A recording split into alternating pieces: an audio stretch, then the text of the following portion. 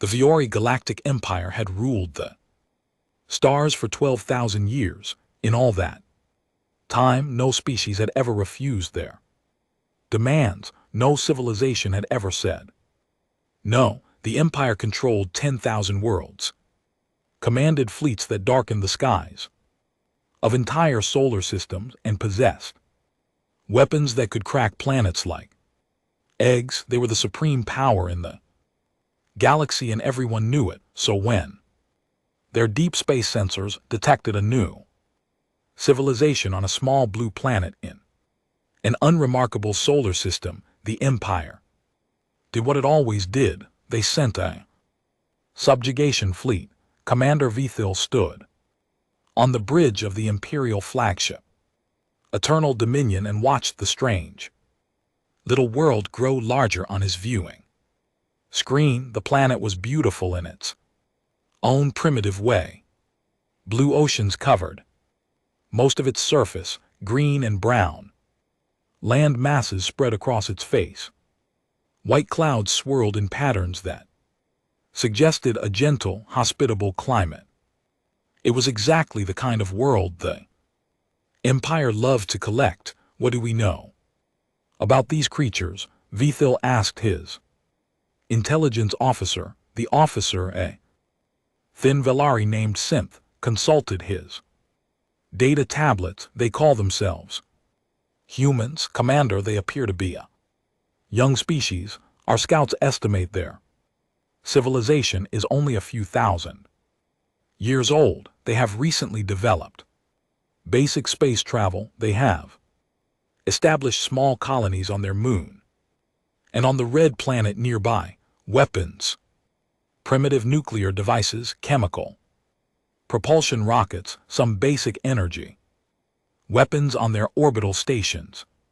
Zeth made a dismissive gesture with his four-fingered hand. Nothing that could scratch our hulpate. Vithil smiled. His sharp teeth gleamed in the blue light of the bridge. Another easy conquest. Have Ambassador Keth Vorn prepare the standard ultimatum. The subjugation fleet consisted of 1,000 warships.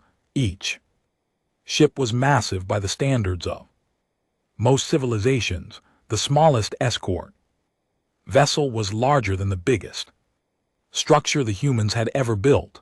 The Eternal Dominion itself was over 50 km long, a mountain of metal and weapons that could sterilize an entire continent with a single sustained blast from its main cannon. The fleet arranged itself in a perfect sphere around the human solar system. Every approach, every escape route, every possible path to freedom was blocked by warships bristling with planet-killing weapons. It was the standard intimidation formation. Most species surrendered the moment they saw it. Ambassador Keith Vorin was a tall Viore with silver scales and cold yellow eyes. He had delivered the ultimatum to 37 species.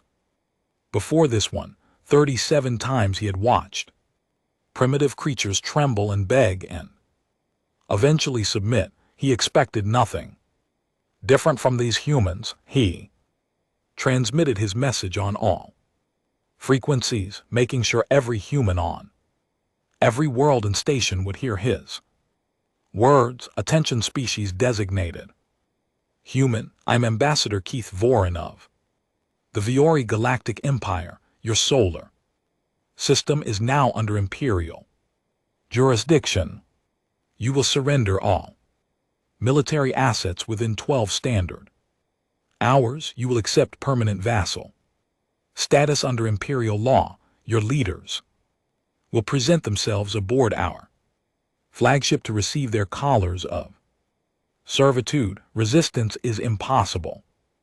Compliance is mandatory. This is your only warning. Keith Voron ended the transmission and leaned back in his chair. He expected panic. He expected frantic communications between human governments. He expected the usual desperate attempts to negotiate or plead For mercy, what he received instead confused him. The response came within an hour. A single human appeared on his viewing screen. She was a small creature, by Viore standards, with brown skin and dark hair and eyes that seemed to sparkle with some private amusement.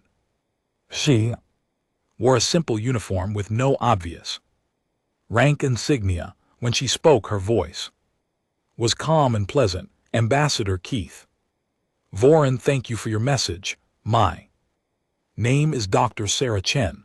I represent the United Earth Council. We have received your ultimatum and we appreciate you taking the time to contact us directly.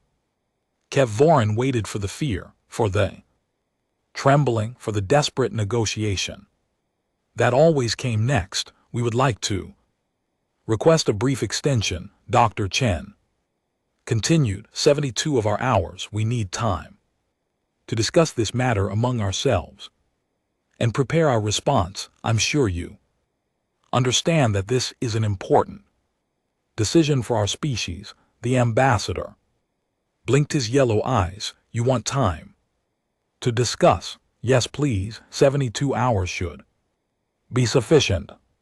We'll contact you again. Then with our answer, she smiled at him. It was a warm, friendly smile. Is there anything else you need from us in the meantime? Refreshments for your cruise? Perhaps. We would hate to be poor hosts. Keith Voran did not know what to say. In his entire career, no species had ever offered him refreshments. No species had ever smiled at him. Most species were too busy crying or screaming or trying to launch futile attacks against his fleet. 72 hours, he said. Finally, you have 72 hours. After that, we will begin the subjugation process, with or without your cooperation. Wonderful, thank you so much, Ambassador.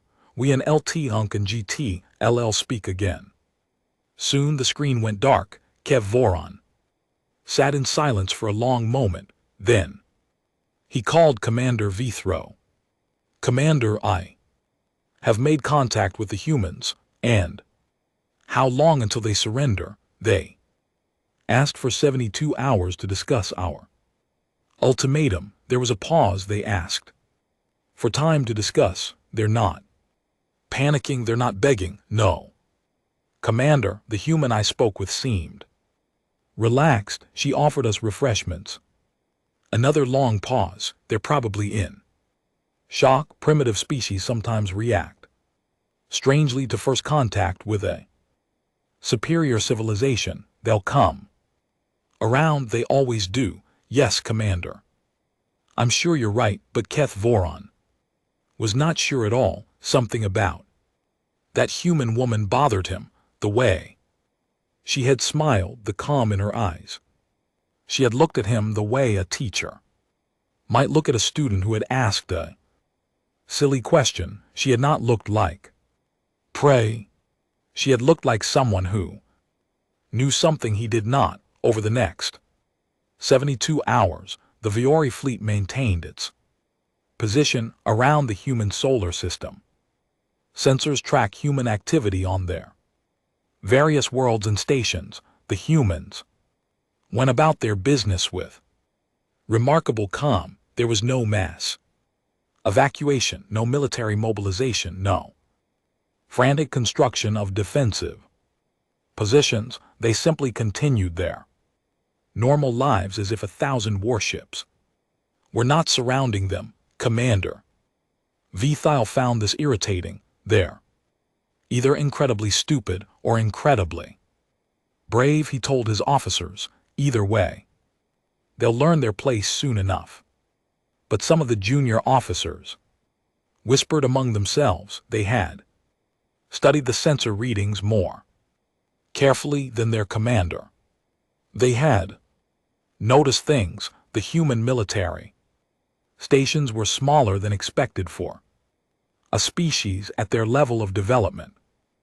Much smaller, as if the humans had deliberately kept their visible military Presence minimal, the human colonies on the moon and the red planet had strange energy signatures, signatures that did not match any known power source, and deep in the outer reaches of the human solar system, in the cold darkness, beyond the last planets, sensors had detected something odd, brief flickers of energy, movements that were there one moment and gone the next, shadows that seemed to watch the Valley fleet with invisible eyes. The junior officers shared their concerns with each other, but not with their superiors. Commander Vithil was not known for appreciating unexpected information.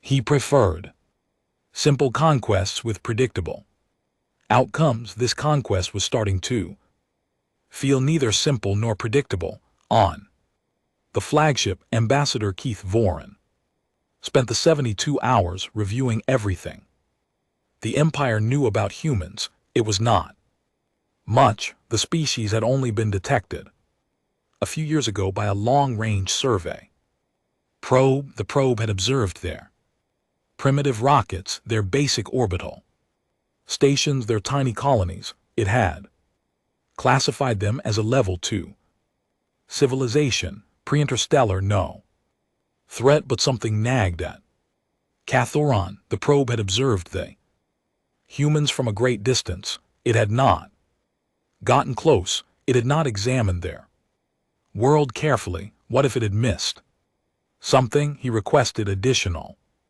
intelligence from Imperial archives. What he found made him pause. 3 centuries ago, several deep space probes had vanished in this region of the galaxy. They had simply stopped transmitting one after another. Empire had assumed natural causes, asteroid impacts, equipment failures, the usual hazards of deep space, but the disappearances had stopped after those probes got close to this particular solar system. Kev Voran felt the first cold touch of unease in his stomach. At exactly 72 hours, Dr. Sarah Chen appeared on his screen again. She wore the same simple uniform. She had the same warm smile. Her eyes still sparkled with that private amusement. Ambassador Keth Voran, thank you for your patience. We have discussed your ultimatum thoroughly, and your decision. He kept his voice steady despite his growing unease.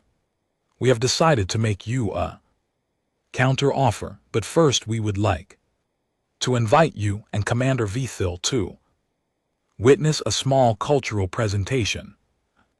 Clears throat. Demonstration of human capabilities. It will take place near the 6th planet of our solar system in 6 hours. A demonstration. Yes, we believe it will help clarify our position. We want there to be no misunderstandings between our peoples. She tilted her head slightly. You will attend? Kev Voran wanted to refuse. He wanted to simply begin the bombardment and be done with. The 6th planet of the human solar system was a giant world of swirling gases and beautiful rings. The Vaori called such planets gas giants. They were useless for colonization, but sometimes contained valuable atmospheric chemicals that could be harvested for fuel. Commander Vithil brought 50 warships to the demonstration. He wanted to remind the humans of imperial power, even as he humored their strange request. Ambassador Kev Voran stood beside him on the bridge of the Eternal Dominion, watching the enormous planet fill their viewing screens. What do you think they're planning? Vithil asked. I don't know, Commander. Perhaps some primitive display of their weapons, a nuclear detonation or a missile test, something to show us they have fangs. However small, pathetic. Vithil snorted, as if anything they have could threaten us. The human vessel that came to greet them was small, barely 100 m long. It looked like a pleasure yacht compared to the massive Valor warships, but it moved with a grace and speed that made the tactical officers exchange nervous glances. That acceleration profile. One of them whispered, "That's not possible with chemical rockets." "Quiet," Vithil snapped. "Focus on your duties." Dr. Sarah Chen's voice came through their communication systems. "Welcome, Ambassador. Welcome. Commander, thank you for coming. Please direct your attention to the third moon of this planet. The demonstration will begin shortly." The third moon was a small icy body about 400 km across. It orbited the gas giant in a slow, lazy circle. There was nothing remarkable about it. "What are we supposed to be looking at?" Vithil demanded. "Just watch, Commander, please." For a moment, nothing happened. Then the sensors detected an energy spike, a massive energy spike, bigger than anything the Veil Luri had ever recorded. The moon began to glow. That it started at the poles, a soft blue light that spread across the icy surface like sunrise on a winter world. But it grew brighter and brighter. The glow became blinding, forcing the viewing screens to automatically dim. And then the moon came apart, not violently, not explosively. It simply dissolved. Trillions of tons of ice and rocks separated into their component atoms. The moon became a cloud of glowing particles that spread outward, a perfect sphere controlled and contained by some force the Veil could not detect. The entire process took less than 3 minutes. Where a moon had been, there was now only a vast cloud of raw materials, and from that cloud things began to emerge. Shapes formed from the atomic soup, structures assembled themselves with impossible speed. Metal frameworks grew like crystal formations.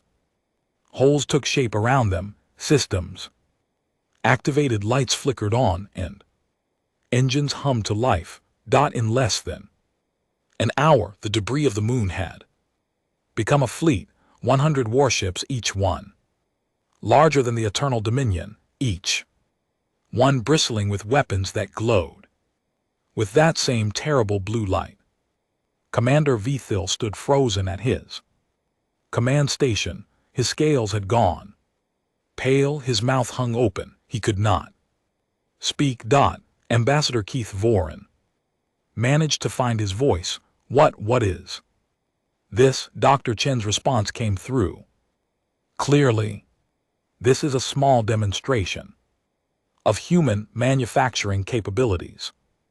Ambassador, we apologize for the delay, but we needed the raw materials for a construction project we've been planning. This seemed like a good opportunity. You built a fleet from a moon in an hour. Yes, 100 ships to match approximately 10% of your current force. We didn't want to seem aggressive by building too many." There was gentle amusement in her voice. "We could build more if you'd like. There are many moons in this solar system." Vithil finally found his voice. It came out as a croak. "That's impossible. That technology doesn't exist. It can't exist. And yet, Commander, you just watched it happen. Your sensors recorded everything. Would you like us to do it again, perhaps with the rings this time?" "There's quite a lot of material there." Keith Voran's mind raced. He tried to understand what he had witnessed. The Veori had molecular assembly technology. They could build structures atom by atom if they needed to, but it was slow, expensive, and limited to small objects. What the humans had just done was something else entirely, something that operated on a scale the Empire could not imagine. "How?" he asked. "How do you have this Technology, our surveys indicated you were a primitive species, pre-interstellar, limited to chemical. Rockets and nuclear weapons, we are very good at hiding, Ambassador. But why? Why hide? Why pretend to be weak? There was a pause before Dr. Chen answered. When she spoke, her voice had lost some of its warmth. Because we have been watching you, Ambassador. We have been watching the Viore Empire for a very long time. And we wanted to be sure, we wanted to be absolutely certain of what you were before we revealed ourselves, what we are: conquerors, enslavers, destroyers. Each word fell like a hammer blow. For 300 years, we have watched your empire spread across the galaxy. We have watched you crush civilization after civilization. We have watched you put collars on thinking beings and make them property. We have watched you break worlds that refuse to submit. Vthile scales flushed dark with anger. We bring order to the galaxy. We bring peace. Through strength, the species we subjugate benefit from imperial protection and guidance. They benefit from slavery. The warmth returned to Dr. Chen's voice, but now it was the warmth of a fire. Tell me, Commander, do you believe that? Have you ever asked any of your subject species if they feel grateful for their chains? I don't need to ask. The Empire knows what is best for lesser species. Lesser species, Dr. Chen laughed softly. It was not a cruel laugh. It was a tired laugh, the laugh of someone who had heard the same justification too many times. Commander, look at the fleet in front of you. Look at what we built in an hour from a single small moon, and ask yourself which species is lesser here. Silence fell over the bridge of the Eternal Dominion. The tactical officers stared at their screens. The human fleet floated in perfect formation, 100 ships of impossible size and power, each one representing technology that the Viore could not match, could not understand, could not fight. Kev Voran spoke carefully. Dr. Chen, what do you want? That's a much better question. Ambassador, we want to talk, really talk, not about ultimatums and submission and vassalage. We want to talk about the future of this galaxy and everyone in it. And if we refuse to talk, then we will be very disappointed. But we won't be surprised. We've been preparing for this moment for 300 years. We're prepared for any response you might give. Kev Voran looked at Commander Vthro. The commander's earlier arrogance had evaporated. He looked like a man who had just realized he was standing on the edge of a very deep cliff. We should report to the Emperor, Vthil said quietly. This is beyond my authority. I agree, Kev Voran said. Dr. Chen, we need to consult with our leadership. The Emperor himself will need to be informed of these developments. Of course, Ambassador. Take all the time you need. We've been waiting for 3 centuries. A few more days won't matter. She paused. But while you're making your report, I have a question for you to consider. What question? Why do you think we hid? Why do you think a species capable of building this, she gestured at the fleet, would pretend to be primitive and weak? Why would we watch the Empire for 300 years without revealing ourselves? Keith Vorn had no answer. Think about it, Ambassador. Think about what it means that we chose to remain invisible. Think about what we were waiting for. And think about what it means that we're visible now. The communication ended.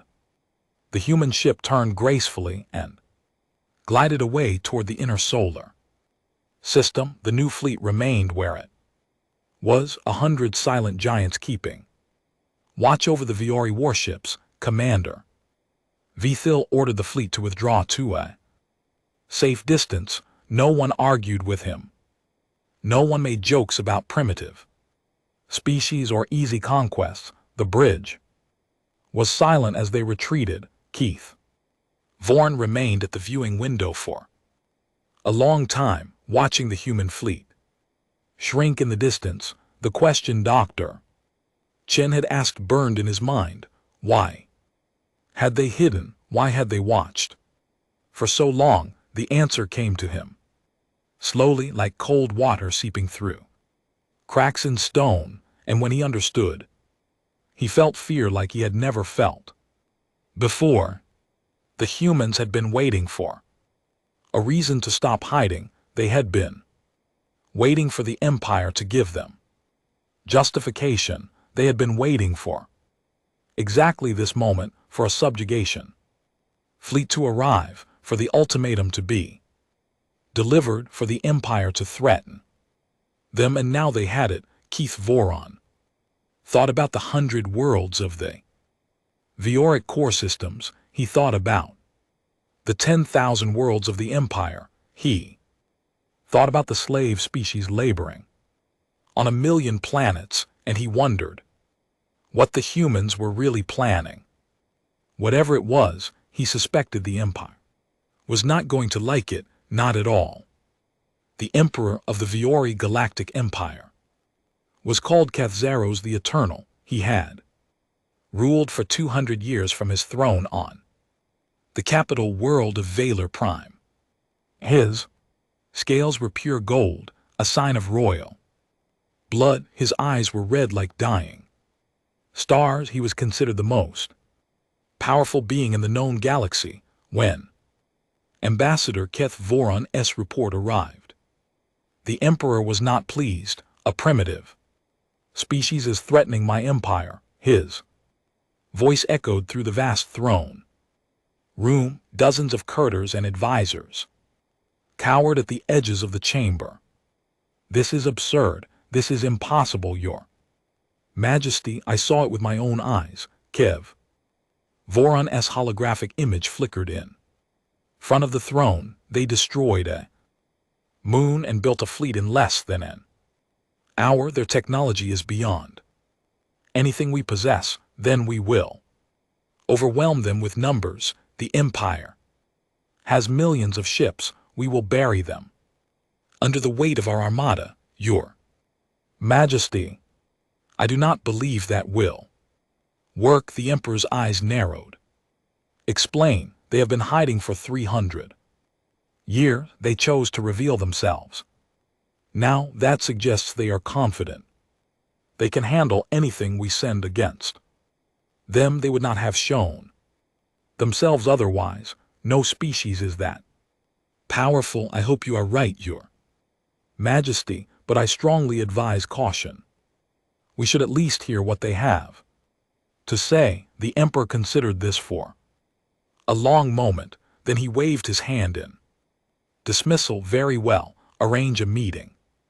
I will speak to these humans myself. Let them explain their position, and if I find their words unsatisfactory, I will personally order the destruction of their world. The meeting was arranged for 3 days later. Dr. Sarah Chen came alone to the Eternal Dominion.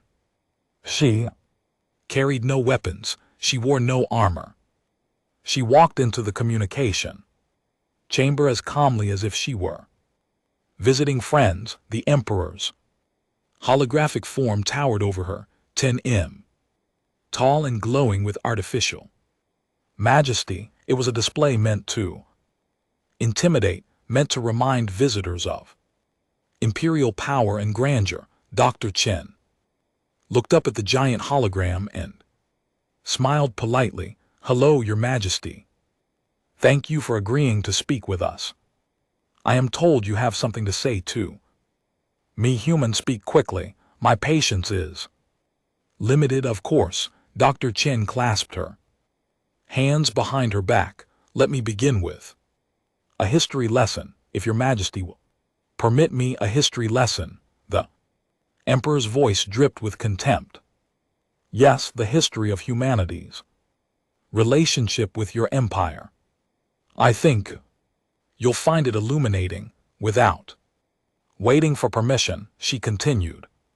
312 years ago, humans developed faster than light travel. It was a breakthrough that took us decades to achieve, but once we had it, the galaxy opened up before us. We were excited, we were eager, we thought we would find friends among the stars. She paused and her smile faded. Instead, we found you, the Emperor said. Nothing, we discovered your empire. Within our first year of exploration, we observed from a distance, we studied your civilization, we learned your languages, your history, your culture. And we learned what you do to species you consider inferior. Dr. Chen began to walk slowly around the chamber. The Emperor's hologram turned to follow her. We watched you conquer the Trellian Federation. 40 billion people enslaved. In a single decade, we watched you break the consortium of free worlds, 18 species that had lived in peace for centuries, all wearing collars now. We watched you exterminate the Vel when they refused to submit. An entire species gone, erased from existence, because they valued freedom more than survival. They were fools, the Emperor said. They could have lived under our protection. Your protection. Dr. Chen stopped walking. She looked directly at the towering hologram. Is that what you call it, protection? When the Kefari mine, or until their lungs fill with dust and they die by the millions. When the Sarati are bred like livestock to serve as soldiers in your wars. When the Pelian children are taken from their parents and raised to serve in your palaces. Those species were conquered. Fairly they lost. The weak serve the strong. That is the natural order of things. Perhaps that was the natural order. Dr. Chen's voice hardened. Perhaps in a galaxy without humans that would be true, but we are here now and we have a different vision for the future. She touched a small device on her wrist. The chamber's holographic systems activated, and suddenly the room was filled with images. This is the Kathmari home world. A planet appeared, its surface scarred with mines and factories. Thin gray-skinned creatures toiled under the watch of Viore overseers. Before your conquest, they were poets and philosophers. They built temples to their gods that could be seen from orbit. Now they dig in the dirt for your benefit. The image changed. This is a Sarati breeding facility. Rows upon rows of tanks filled with developing bodies, young Sarati being removed at birth, never knowing their parents, raised only to fight and die for the empire. They were peaceful beings once. They had no word for war in their original language. You taught them violence. You made them into weapons. Another image. This is a Pelin child. Auction. Small, delicate creatures with wings like butterflies stood on platforms, while Viore nobles examine them like merchandise. They live perhaps 50 years in the wild, in your service. Most die before they reach 20, work to death, or simply discarded when they become inconvenient. The images faded. The chamber returned to normal. We have watched all of this, Dr. Chen said quietly. For 300 years we have watched. We have recorded everything. We have documented every crime, every cruelty, every injustice, and we have prepared. Prepared for what? For the day when we could do something about it. The Emperor laughed. It was a cold, harsh sound. And what can you do, little human? You have impressive technology. I will grant you that, but the empire spans 10,000 Worlds, we have trillions of loyal. Subjects, we have military forces beyond. Counting, what can one species hiding on one small planet do against all of that? Dr. Chen smiled again, but now there was something different in that smile. Something sharp, something dangerous. Your Majesty, you asked why we hid for so long. Let me answer that question. Now she held up her hand. A small holographic display appeared above her palm. This is a map of your empire. Every world, every station, every outpost. Would you like to know what else it shows? She did not wait for an answer. Every point of blue light represents a human observation post. Everyone, we have been inside your empire for almost 3 centuries. We have watched you from within. We have learned your systems, your networks, your weaknesses. We have placed ourselves in positions where we could strike at the heart of your power. Whenever we chose, the Emperor's hologram flickered for the first time. There was something other than arrogance in his voice. You're bluffing, am I, Doctor? Chen expanded the map. The blue lights multiplied, thousands of them, tens. Clear's throat of thousands. On every major world, on every military base, on every shipyard and factory and communications hub. We are very patient, Your Majesty, and we are very thorough.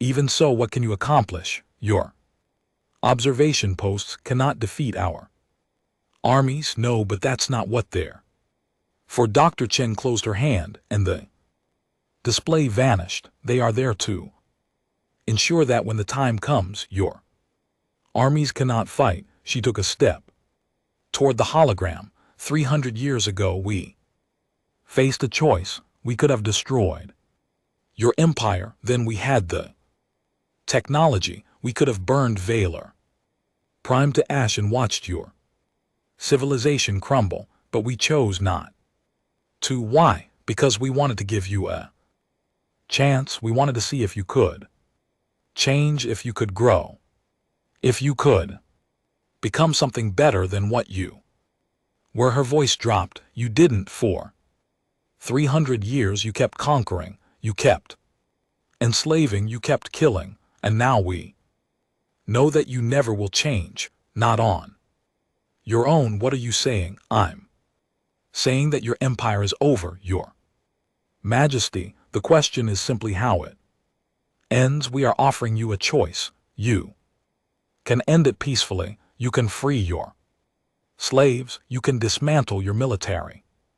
You can join a new galactic community as equals rather than masters, or we will end it for you, and you will not like how we do it. The Emperor's hologram blazed with light. His voice boomed through the chamber. You dare threaten me? You dare threaten the Valley Galactic Empire? I will crush your pathetic world.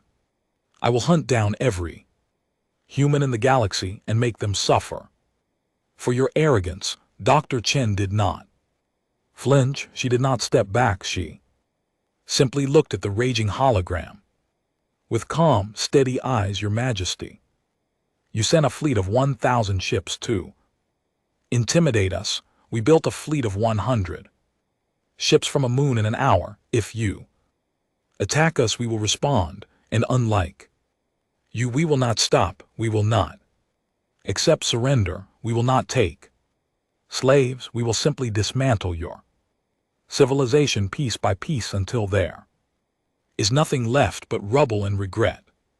She turned and walked toward the door. You have 72 hours to consider our offer. I suggest you use that time wisely.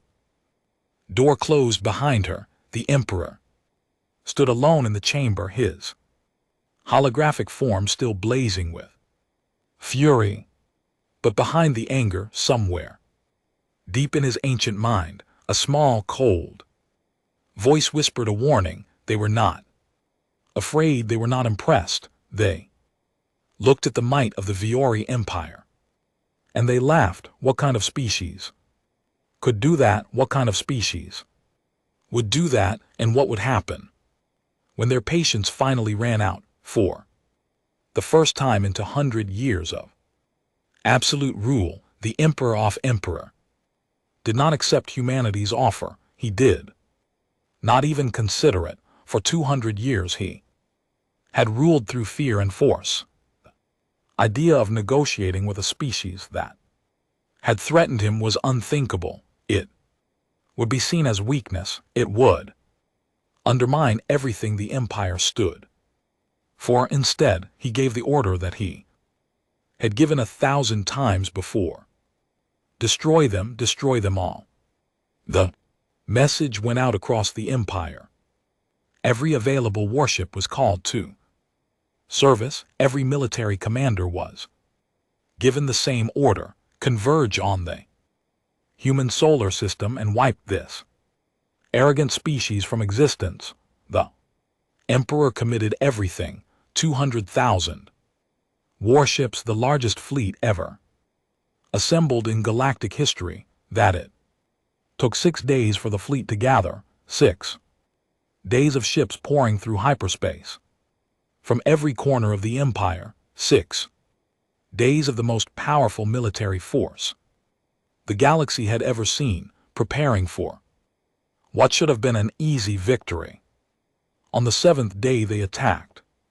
Commander Vithil led the assault from the eternal dominion. He had been given a simple order: overwhelm the humans with numbers, destroy their ships, bombard their worlds into glass, and leave nothing alive. It was the standard imperial response to defiance. It had worked against every species before. The fleet emerged from hyperspace at the edge of the human solar system. 200,000 ships arranged in perfect attack formation, weapons charged, shields raised, ready for war. The human fleet was waiting for them. Not 100 ships, not even 1,000. The humans had been busy in the days since their first demonstration. Now they had 10,000 vessels, each one still larger than the biggest VR warship. They floated in the darkness like patient predators, blue lights glowing softly along their howls. 10,000 ships, Vithil breathed. They built 10,000 ships in 6 days. Commander, what are your orders? His tactical officer asked. Vithil stared at the display for a long moment. The numbers were not in his favor, not even close, but he had his orders. The emperor demanded victory. All ships attack, maximum firepower, destroy them. The VR fleet surged forward. Weapons opened fire. Energy beams lanced through space. Missiles screamed toward their targets. The void lit up with the light of war. And nothing happened. The human ships did not explode. They did not even move. The attacks simply stopped. Shields that the Valley could not detect absorbed everything: energy, weapons, kinetic weapons, nuclear weapons, antimatter weapons, all of it useless. Commander, our weapons are having no effect. Increase power. Concentrate fire on single targets. Find a weakness. For 10 minutes the entire VR fleet poured everything it had into the human formation. 10 minutes of maximum firepower from 200,000 warships. Enough destructive energy to crack planets. The human ships emerged without a scratch, and then the humans responded. It was not an attack. Not exactly. Blue light swept across the VR fleet like a wave. Every ship it touched went dark. Engines died. Weapons powered down. Life support switched to emergency mode. Lights flickered and faded. In less than 30 seconds the entire Valley armada was disabled. Commander Vithil stood on his bridge in the dim emergency lighting, surrounded by dead controls and useless weapons. His fleet drifted helplessly, 200,000. Ships turned into 200,000 floating coffins. Dr. Chen's voice came through.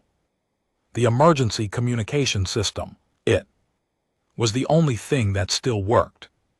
Commander Vithil, your fleet has been neutralized. Your weapons and engines have been disabled. Life support will continue functioning to keep your crews alive. You are not in danger. Vithil's voice was hollow. What have you done? We have done what we promised. We have responded, but we have also done something your empire has never done. We have shown mercy. Your crews are alive.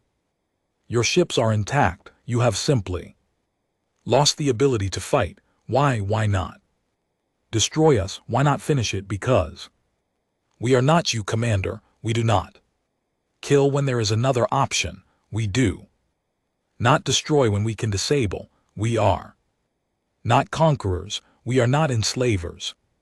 We are something the galaxy has never seen before. There was a pause, and now we have a message to deliver, not to you, not to your emperor, to everyone else. The emergency communication system activated across every ship in the fleet, but the signal did not stop. There, it reached out through hyperspace. Using technologies the Viori did not understand, it touched every communication network in the Empire. Every world, every station, every corner of Viori space, and the message began to play. Not just in the fleet, not just in the Imperial core, across 10,000 worlds, in the homes of Viori nobles, and in the barracks of enslaved soldiers, the mines where the Kthmari labored, and in the breeding facilities where the Sarati were born, in the palaces and in the prisons, everywhere. Dr. Chen's face appeared on every screen. Citizens of the Viori Empire, enslaved peoples of 100 conquered worlds, my name is Sarah Chen. I speak for humanity. Her voice was calm but strong. It carried across light years of space. For 12,000 years, the Viori Empire has ruled this galaxy through fear and force. They have told you that this is the natural order, that the strong must rule the weak, that freedom is a privilege granted by masters, not a right belonging to all thinking beings. She shook her head slowly. They were wrong. They have always been wrong, and now we are here to prove it. The image shifted. It showed the disabled Viori fleet too. 100,000 ships drifting helplessly in the void. 1 hour ago, the Empire sent its largest fleet to destroy us. Every ship, every weapon, every soldier they could gather. This was their answer to our offer of peace. This was their response to our request for negotiation. The image shifted again, showing the human fleet intact and powerful. We stopped them, all of them, every ship, every weapon, in less than a minute, and we did it without killing anyone. Not one Valori soldier died in this battle. Not one. She paused to let that sink in. Empire's power is broken. Their fleet is disabled. Their weapons are useless. They can no longer threaten you. They can no longer hurt you. They can no longer keep you in chains. Across the Empire, enslaved species looked at each other in disbelief. Could it be true? Could the unbreakable might of the Valori finally be broken? We are not here to conquer you, Dr. Chen continued. We are not here to rule you. We are here to offer you a choice that has been denied to you for generations. Choice that should belong to every thinking being in the universe. Her voice grew stronger. You can be free.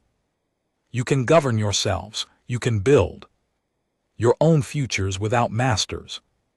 Without chains, without fear, all you have to do is stand up and claim what is rightfully yours on 1,000 worlds. The message resonated, the KTH marry in their minds, the Sarati in their barracks, the Pellans in their servitude, the dozens of other species who had lived under the Viari boot for centuries or millennia. They had always dreamed of freedom. They had Clear's throat always whispered about rebellion in the dark corners where overseers could not hear. But they had never had hope. The empire was too strong. Resistance was futile. Better to accept chains than to die fighting. But now the empire was not strong. Now the humans had proven that the Viari could be defeated. Now there was hope. The emperor will try to restore his control. Dr. Chen said he will try to intimidate you back into submission. He will threaten and bluster and rage, but his threats are empty now. His power is gone. All that remains is the choice you make. She spread her hands. Stand up, be free, build something better. We will help you if you ask. We will protect you if you need it, but the choice must be yours. Freedom cannot be given, it must be taken. The message ended across the empire. Silence fell, a silence that lasted only moments before it was broken by voices, voices that had been quiet for too long, voices that had been afraid for too long. On the Cathmary home world, miners looked at their overseers and saw fear in Viori eyes for the first time in history. They set down their tools, they stood straight, and they walked out of the mines on a Sarati military base. Soldiers who had been bred for war realized that they no longer had to fight for masters they hated. They turned to their Viari commanders and spoke words that had been forbidden for generations. No more on Pelian worlds. In the houses of nobles, small winged servants looked at their owners and saw that the power balance had shifted. The nobles could shout and threaten, but there were no soldiers coming to enforce their commands. There was no imperial fleet to crush dissent. There was only fear, and fear was not enough anymore. The rebellion did not happen all at once. It grew slowly at first, then faster, world after world. The enslaved species rose up, not with violence. Usually the Viori military was paralyzed, their ships and weapons disabled by technology they could not understand. The overseers and nobles fled or surrendered. The slaves became free people on the eternal dominion. Commander Vithil watched the reports come in. Rebellion on the Kamari worlds, uprising on Sarati Prime, liberation movement spreading across every sector of the empire. His communication officer turned to him with a pale face. Commander, the emperor is trying to reach us. Put him through. The emperor's holographic form appeared on the bridge. He looked different now, smaller. Somehow the golden scale, the Viari Galactic Empire fell in 17 days. That it was not a violent collapse. There were no great battles, no orbital bombardments, no cities reduced to rubble. The humans had seen to that. Every time Viori forces tried to regroup, every time a loyalist commander attempted to restore order through force, their weapons stopped working. Their ships went dark. Their communications failed. The humans were everywhere. They had been everywhere for 300 years, and now they were making their presence known. The emperor barricaded himself in his palace on Valor Prime. He surrounded himself with guards and walls and ancient weapons that predated the space age, if modern. Technology could not protect him. Perhaps primitive steel and stone could. It made no difference. On the 18th day, Dr. Sarachin walked through the palace. Gates alone, the guards tried to stop her. Their weapons refused to fire. Their armor locked in place, freezing. Then where they stood, she walked past.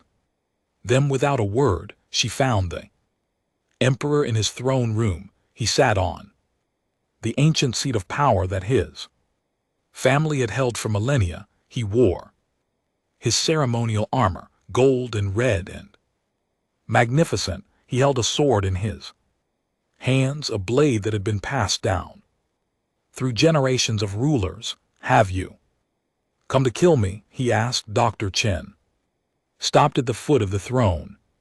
No, Your Majesty, I told you before, we don't kill when there is another option. Then why are you here? To explain what happens next. She looked around the throne room. Ancient banners hung from the ceiling. Statues of past emperors lined the walls. The history of the Viore Empire was written in stone and metal, a testament to 12,000 years of conquest and domination. Your empire is over, she said simply. Your military is disabled. Your slave worlds have freed themselves. Your nobles have fled or surrendered. The structure that maintained your power no longer exists. And what will replace it, whatever the people of this galaxy choose to build? That's the point, Your Majesty. They get to choose now, not you, not us, them. The Emperor's grip tightened on his sword. You could rule with your power. You could take the empire for yourself.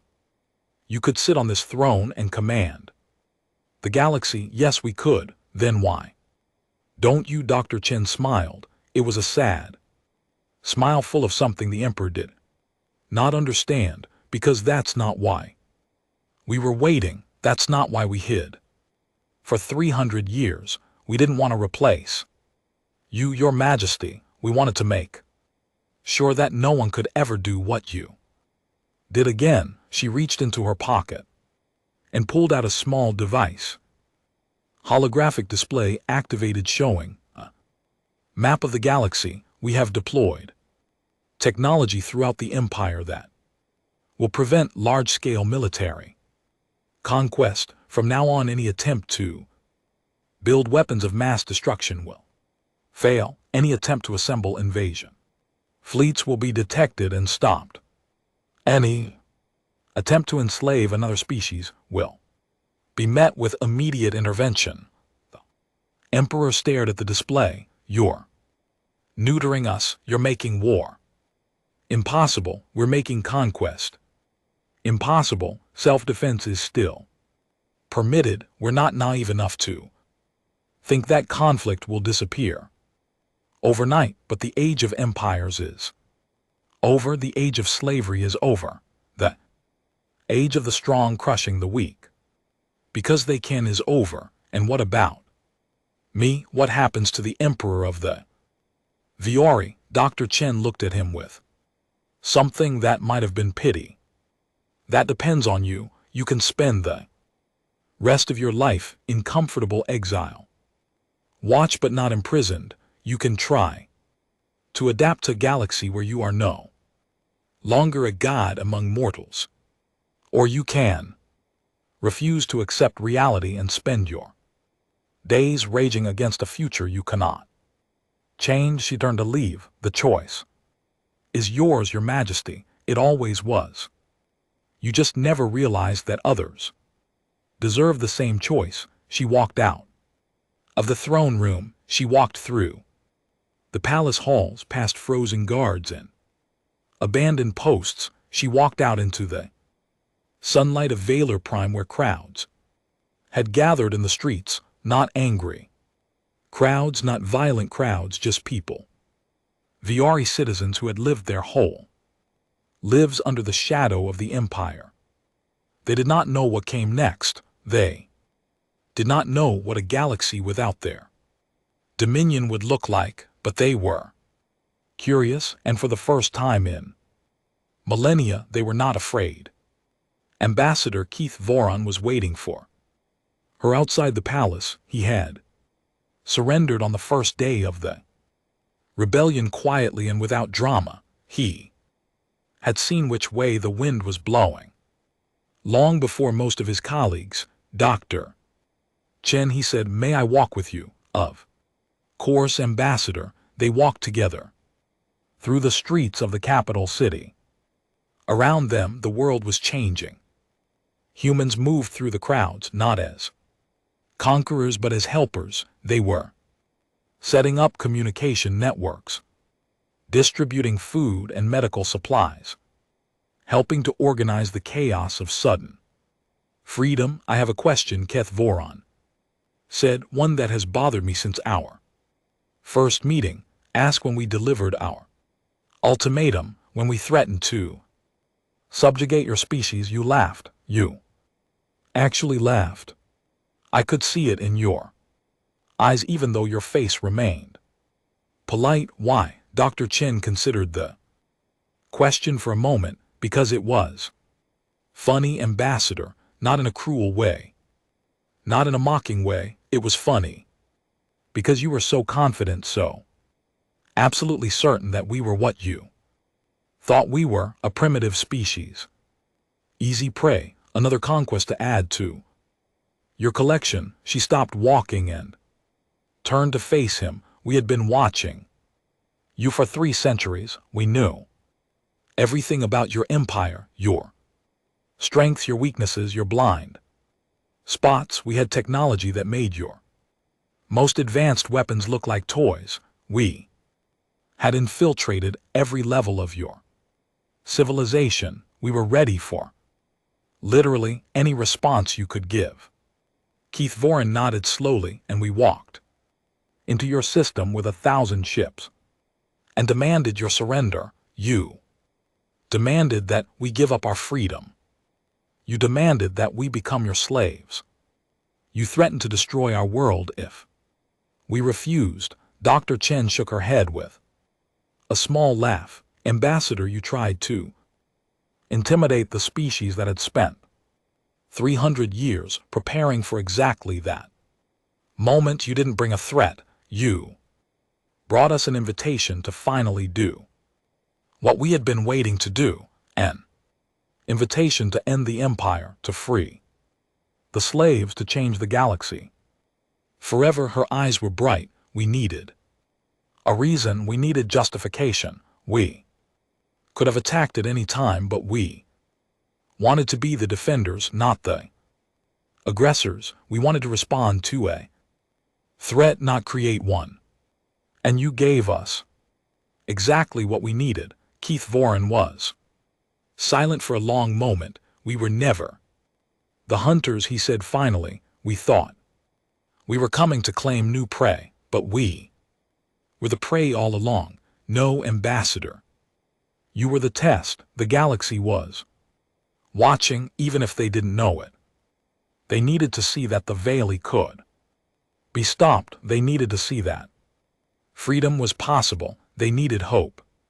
She started walking again, and he followed. "What happens now?" he asked. "What kind of galaxy are you trying to build?" "A free one, a fair one, one where species work together instead of dominating each other, one where strength is used to protect instead of conquer. It won't be perfect. It won't be easy, but it will be better.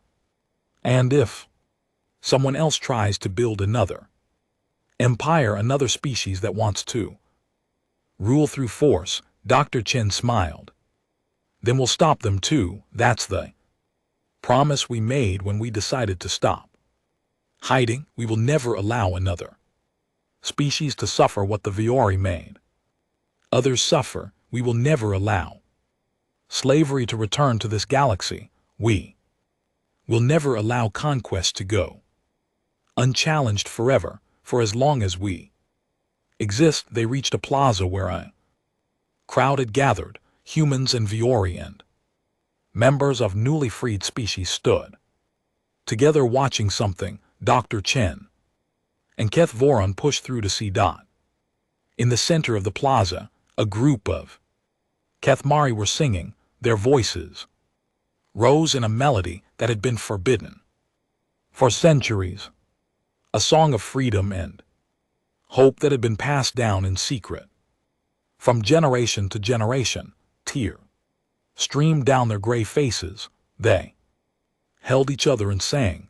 Nearby Sarati, soldiers stood in a circle, looking at their weapons with something like confusion. One of them set his rifle down on the ground, others followed. They did not know what to do with themselves now that war was no longer their purpose, but they would learn. And in a corner of the plaza, a human woman was teaching a group of Pelian children how to play a game. The children laughed, their wings fluttering with joy. Some of them had never laughed before. They had never been allowed to. Keith Vorn watched it all with eyes that were beginning to change. The cold, yellow gaze of an imperial ambassador was softening. He was seeing the galaxy differently now. I spent my whole life serving the Empire, he said quietly. I believed in what we were doing. I believed we were bringing order to chaos, civilization to savages. I believed the lies most people believe. The lie they're taught, Dr. Chen said. That's not a crime. What matters is what you do when you learn the truth. And what should I do? Help. Rebuild, help heal, help create something better than what came before. She put a hand on his shoulder. The past is done, Ambassador. You can't change it, but the future is still unwritten. You can help write it. Kev Voron looked at the singing Kethmari. He looked at the confused Sarat. He looked at the laughing Pelian children. And for the first time in his long life, he made a choice that was truly his own. I will try, he said. Dr. Chen nodded. That's all any of us can do.